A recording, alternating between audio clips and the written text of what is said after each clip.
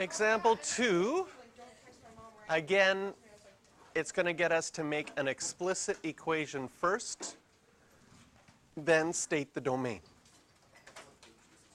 This question has a reciprocal in it, the 1 over x plus 3, so we have to be a little bit careful with the domain because this has a non-permissible value, 311.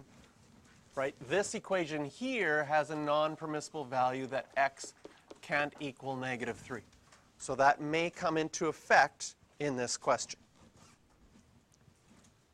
So in part A, we want to find the explicit equation for g of f of x, which is g of, and f of x is 1 over x plus 3.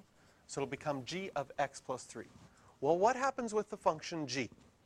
The function g says whatever you put in gets squared, and then you subtract 4 times whatever you put in. Notice that g of x has 2 x's in its equation.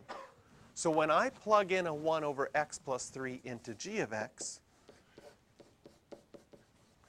it's going to get squared, and then I'm going to subtract 4 times 1 over x plus 3. So there's our explicit equation.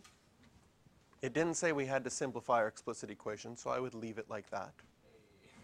Okay? And then it says state its domain. Well, here, our domain is everything, but we can't have x equals negative 3. How do you know that it's everything? You just assume that? You could write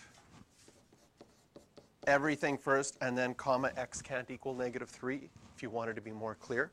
Although on the exam they will accept. If you just write x can't equal one thing, it means that everything else is possible.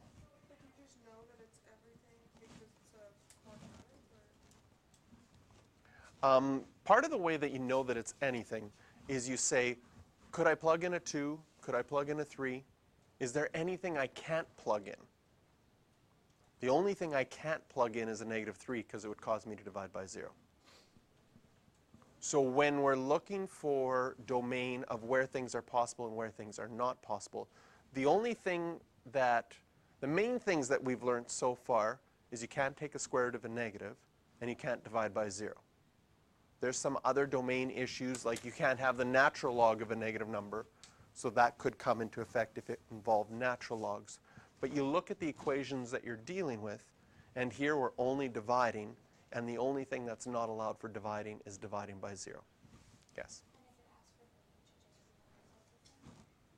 If it asks for a range, we would have to graph this to find out. Because we don't know from the equation, it doesn't necessarily tell us easily unless you recognize the equation. Like if you recognize you've got a line, then the range is pretty easy because you know what that graph. But in your head, you're still doing the graph. Do you know what the graph of 1 over x plus 3 all squared looks like? No. So that one, because you haven't done that graph for like a very long time. Right? This is the 1 over x plus 3 all squared. That's a volcano graph. Do you remember those? Oh, yeah? Yeah. Okay. So part B. Part B is interesting. We have f of g of x. So that means we do g of x first, which is x squared minus 4x. And then f of x says whatever you put in, you do 1 over that number plus 3. So this will become 1 over this number plus 3.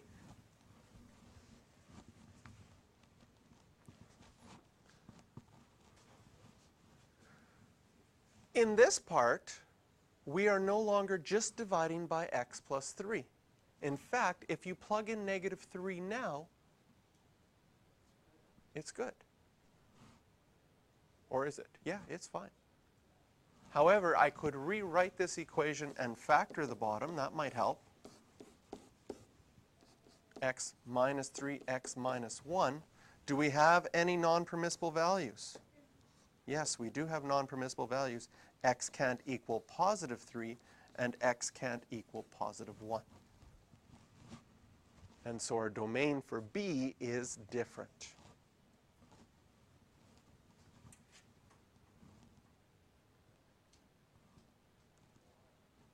And you graph B in grade 11 as well. Did your teacher call it a sad clown face? That's what B looks like. He was on the exam. I didn't get that right. Okay, so question for practice 6D. I'm doing it now. Yeah, do you want to do it together? No. You want to just try it on your own? Okay.